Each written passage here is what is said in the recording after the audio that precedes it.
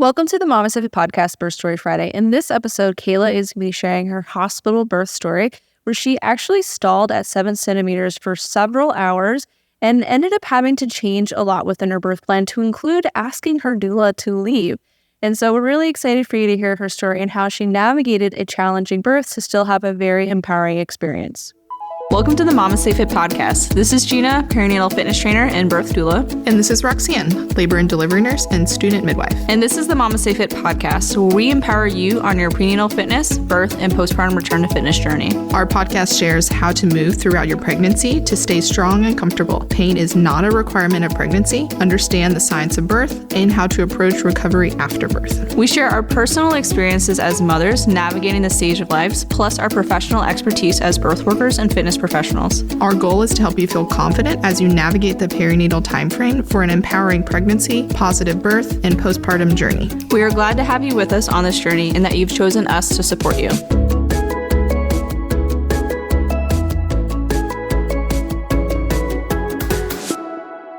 Welcome to the MamasteFit podcast, Birth Story Friday. In this episode, we have Kayla here, who is going to be sharing her pregnancy journey and her birth story with us. So thank you so much for being here, Kayla. Thank you so much for having me.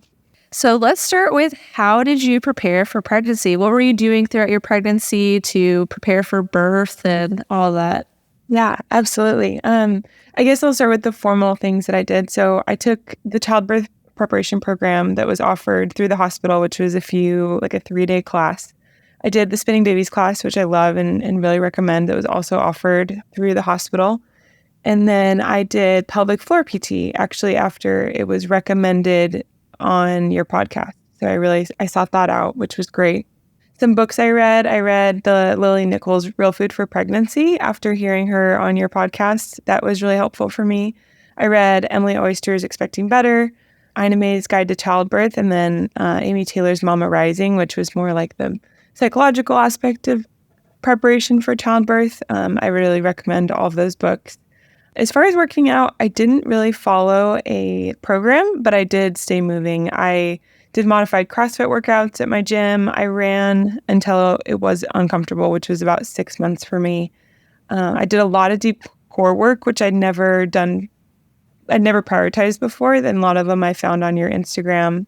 But I really just listened to my body and did what felt good, which be that a modified HIIT workout or yoga, or just going on a walk. I just kept moving, and I even worked out like the day before I went into labor. I was still doing like decent workouts. That's awesome. And I think I really just embraced, like you always say, like pain is not a requirement of pregnancy. And like when I would, approach, if it was back pain or, feeling uncomfortable, I just really researched on how to adjust what I was doing to accommodate for that. And I'm really thankful. I felt really good all pregnancy, which was amazing. So how was the end of your pregnancy? So you were doing all of this preparation, feeling really good in your body, like really listening to your intuition with movement. How was like the final weeks of your pregnancy? They were really comfortable. So I went to 41 weeks in 5 days. So I was almost 42 weeks, which was a little disappointing because I felt like in those last couple of weeks of pregnancy, I was expecting to be uncomfortable and like expecting her to come any day, but I felt so good. I was like, oh my gosh, this baby's going to be in me forever. She was too comfy. Yes. Yeah. So I felt great. I felt like I could be pregnant forever, which I know is not the case for everyone. So I'm really thankful for that. But I really attribute it to like, I never accepted, like if I was uncomfortable sleeping or if I was having trouble sleeping, like I really tried to find a way, and then not everyone's different, but like, find something that would help me through that. And it kept me moving, kept me rested, kept me really well nourished. And I felt great going into labor. That's awesome. So let's get into your birth story then. So you're 41 and 5, which for me, I would be like a mental mess. I went to 41 and 3 and I was just like, this baby's never going to come. Yeah. So how was your birth?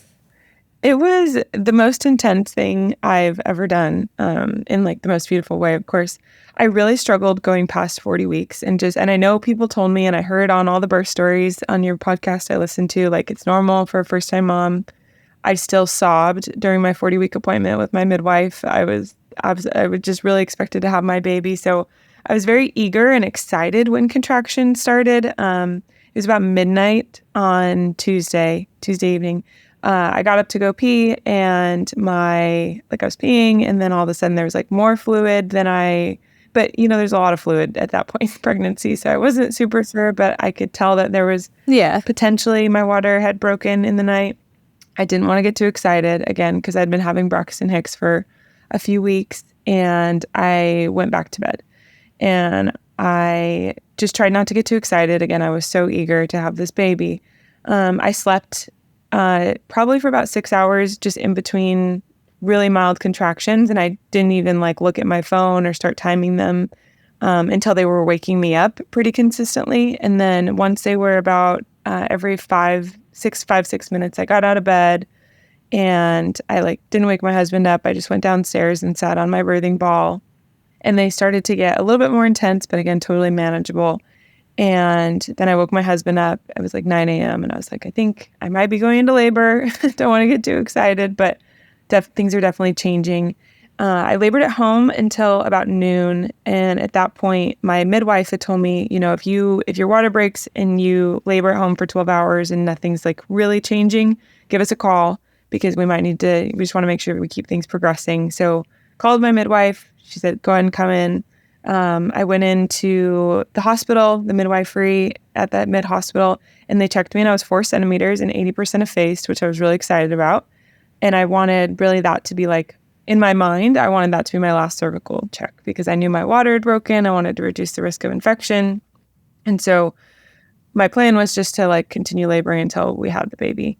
We labored in the tub, which was awesome, labored in the shower, which were really great pain management methods for me. I had a doula that I called about 6 hours after I got to the hospital, and she came and helped with counter pressure. She helped, with positioning, just kind of cueing my husband and I to go through different techniques to manage the contractions, which was great. And at about 24 hours passed when I was admitted to the hospital. So this was about noon the second day. So it had been about 36 hours of labor. My midwife was a little bit concerned that I wasn't progressing as much as she would like. So we did a cervical exam, and I was 7 centimeters and 80% effaced, which I was like, okay, that's a lot. Not a lot of progress to have in that one amount of time. But I'd kind of heard that once you, as a first-time mom, the 1 through 6 can take a really long time, but once you get to 7, it can go a little bit faster. So I was just trying to manage the mental, I didn't want to get discouraged, and I wanted to stay positive and not try to get into a numbers game of okay, how many hours do I have left of this? After about 12 hours of that, she wanted to check me again. So this was about 2 days into labor, and I was still 7 centimeters and 80% effaced. And that was really demoralizing, because I felt like I was making progress. I felt like things were changing, and they weren't.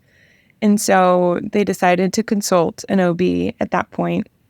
And that's when things got a little bit scary, because I was really tired and in a lot of pain. And they were starting to talk about C-section, because I hadn't been progressing as much as they would like to. And I'd been stalled at 7 centimeters for about 12 hours, as far as we knew, because I didn't get very many cervical exams. But really, that was my second at that point. And so I was asking what options I had, because I really didn't want a C-section. And they start talking about Pitocin.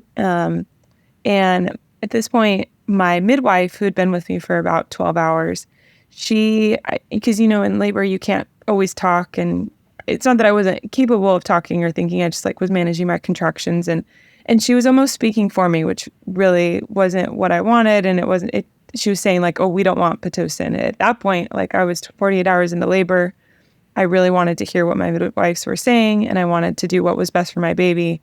And even though, augmenting labor wasn't what I'd planned, I definitely was open to it. And my midwife was making that a little bit more difficult, because I had told her I wanted an unmedicated labor. So your midwife or your doula? Oh, sorry, my doula. I apologize. My doula was kind of speaking, to my midwife for me, and I had to kind of talk over her, and it just wasn't very comfortable for me, or what I wanted to be open to what my midwife was recommending. So I like went on a walk around the labor floor, and I kind of told my husband, I was like, John, I don't want my doula here right now. And I didn't know what was making me feel that way. I mean, she was wonderful. She was really helpful in positionings. And I think it was just because things were going a little bit haywire. And I just I trusted my husband. My husband knew what to do now. Like, he knew the positions, he knew how to support me. And I just didn't want to feel like I was talking over my doula or like having to manage her and my midwife. So I walked back in the room and I asked her to leave, which is like something very unlike me. I was never expected to I always expected to have my doula with me my entire labor, and I never expected to feel more comfortable with just my husband. So I think my like takeaway from that was just like, trust yourself. It was definitely a better birthing, labor experience with just my husband. After that, I felt really comfortable. My husband was really the only person I wanted in the room. I felt really vulnerable. And I'm grateful that I actually asked her to leave, but I would have never expected that. So, we continued the rest of the labor, with just my husband and I. Actually started Pitocin, and this was about 48 hours after my water broke. And after 4 hours on Pitocin, the contractions were really strong.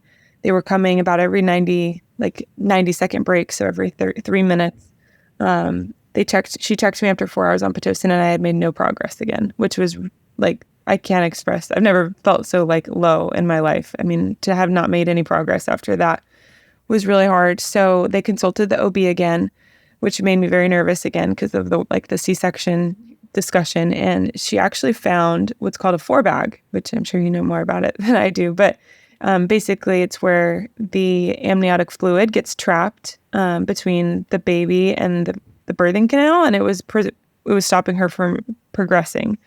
So they popped the forebag, and after about 45 minutes, I was fully dilated, and she was born about 30 minutes later, which was incredible. And I think that I kind of went into it with I do not want cervical exams. I really only allowed 2.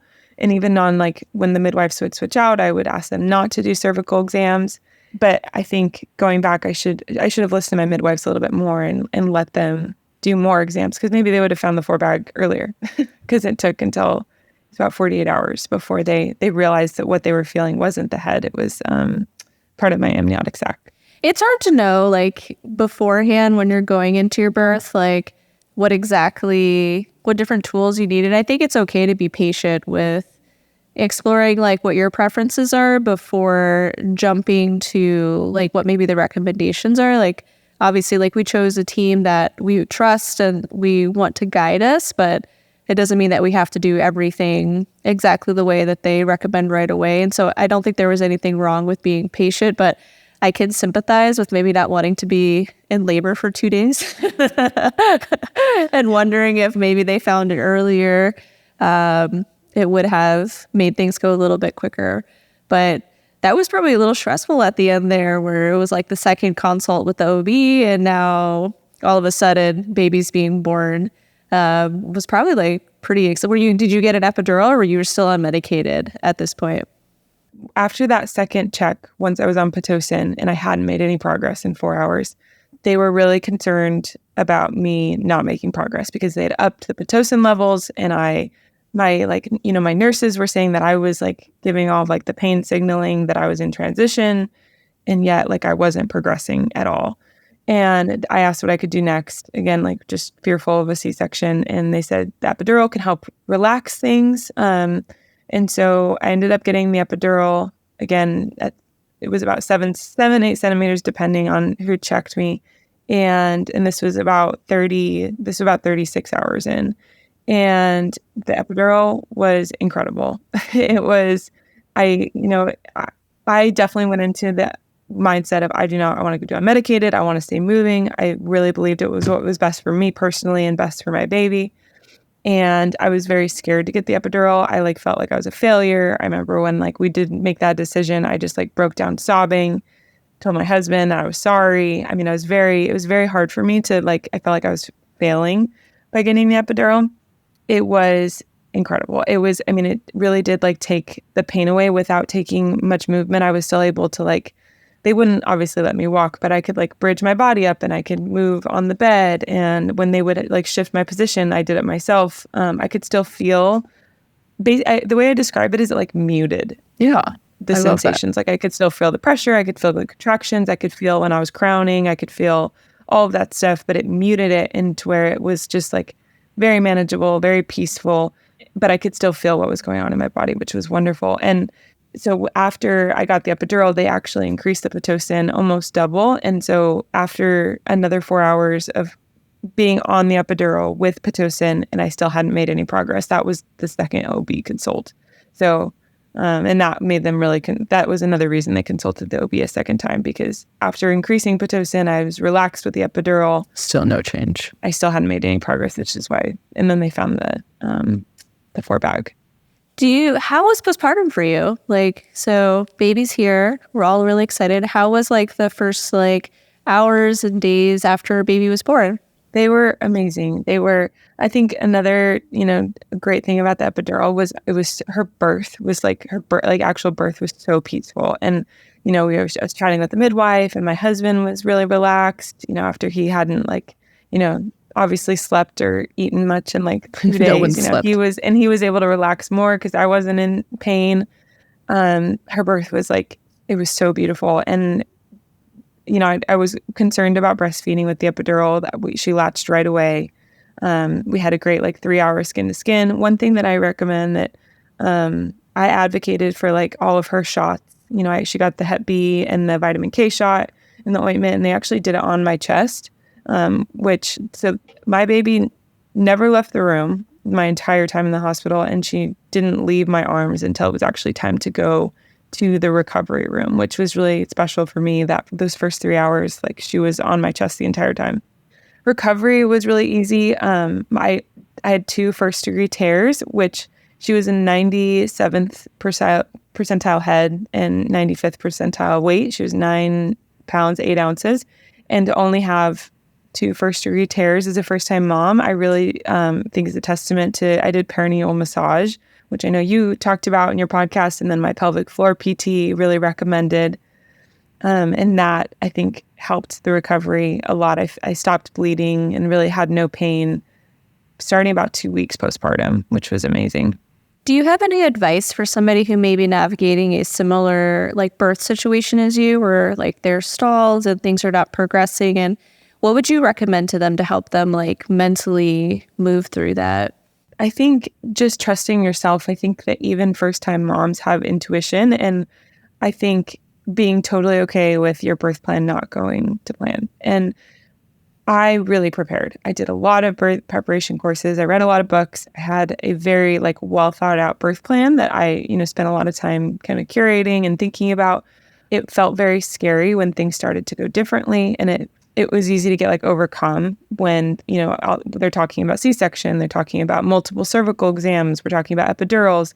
But I think just being okay with that changing and trusting yourself in the process. And I think the decision to ask my doula to leave and give my husband privacy, that was a really hard decision, but it was perfect for us because I really just needed my husband. And that once we kind of got to that point, I really didn't need her anymore. And just advocating for yourself, something that I'd never expected that I would have done. And I think just advice, if you're stalled, and just trusting your body was made to do this, and the women around you, the birth team that you have, they've done this, hundreds of thousands of times, and this feels chaotic for you, but it's not for them. And they know if something's going wrong and they need to do something to intervene, they're going to know that. So just trusting, when things feel scary, probably not if, but when, just trusting the birth team that you have around you, because at the end of the day, her birth was beautiful and perfect. And it's really because of the labor nurses I had,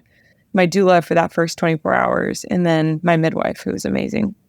Well, thank you so much for sharing your birth story with us and how things are going postpartum for you and all your preparation. I know folks that listen to this are going to have a whole reading list to go and listen to. And thank you so much for sharing your birth story. I know I already said that, but it sounds like listening to birth stories on the podcast was super beneficial for you. And so I'm excited for folks to also hear your story as well. Get some benefit from it. Well, no, thank you so much for the opportunity. I just hope that anything that I experience can maybe help someone else. So I definitely benefited from others' birth stories on your podcast.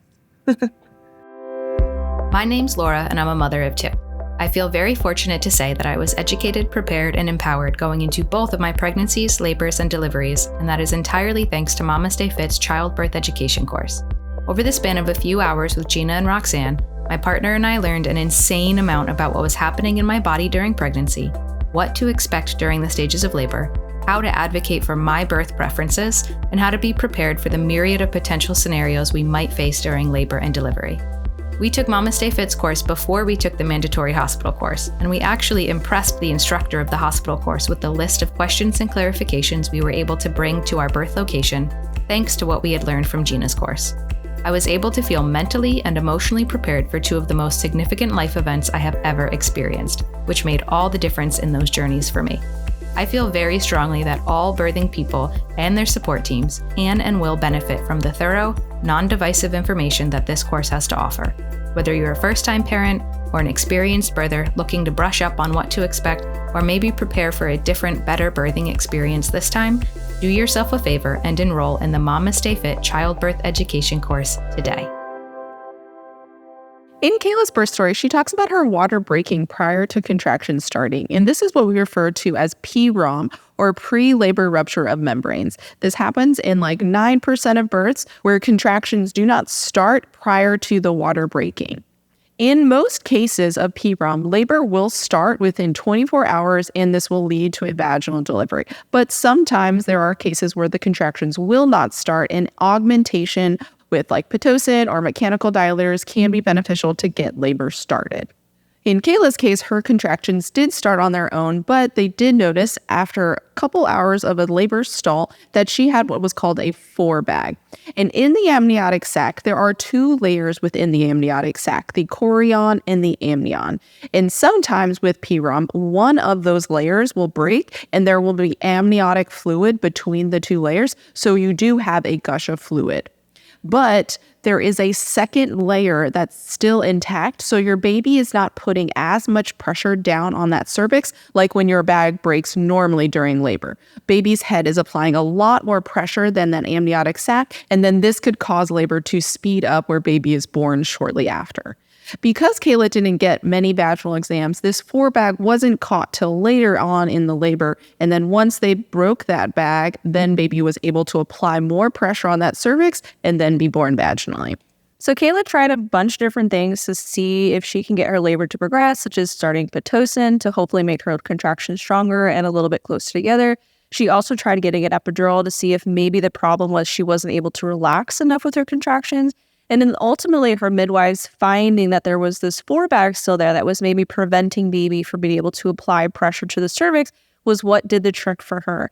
And so if your labor is stalling, it's important to be willing to explore a lot of different avenues to figure out what might be the thing that helps you begin to progress. Maybe it's baby's position, maybe it's changing your laboring position, maybe it's looking into different options that you have at your birth location.